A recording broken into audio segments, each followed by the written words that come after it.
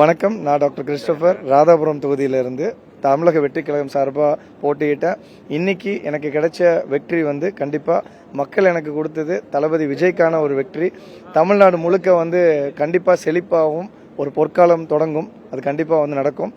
குறிப்பாக சொல்லணும் அப்படின்னா, பணநாயகம் வீழ்ந்தது, ஜனநாயகம் வென்றதுன்னு சொல்லலாம். ஸோ பணத்தால் மக்களை விலைக்கு வாங்கலாம்னு நினைச்ச அனைத்து அரசியல்வாதிக்கும் இது இந்த தேர்தல் ஒரு பெரிய பாடமாக இருக்கும்.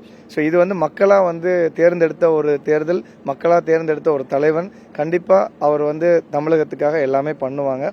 ஸோ ராதாபுரம் மக்களுக்கு குறிப்பாக நான் சொல்ல வேண்டியது என்ன அப்படின்னா, ரொம்ப ரொம்ப நன்றி என்னை தேர்ந்தெடுத்ததுக்காக. ஸோ கண்டிப்பாக ராதாபுரம் மக்களோட மக்களாக நான் இருப்பேன். மக்களுக்காக நான் என்ன வேணுமோ நான் செஞ்சு கொடுப்பேன். சீக்கிரத்தில் அவங்க எல்லாத்தையும் நான் கண்டிப்பாக பார்க்க வருவேன். நன்றி. ராதாபுரம் தொகுதியில் குறிப்பாக கல்குவாரி பிரச்சனை எல்லாத்துக்குமே தெரிஞ்சுது. ஸோ அதை நம்ம எவ்வளோ சீக்கிரத்தில் ஆக்ஷன் எடுப்போம்.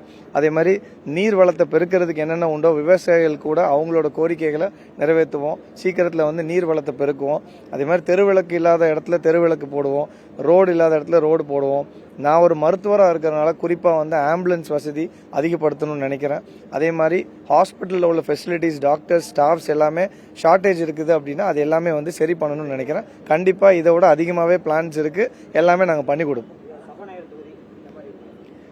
ஸோ சபாநாயகர் தொகுதி அப்படின்றனால எல்லாத்துக்குமே தெரியும் நாளைக்கு எந்த அளவுக்கு இந்த நியூஸ் பெருசாக வரும் அப்படின்னு சொல்லி.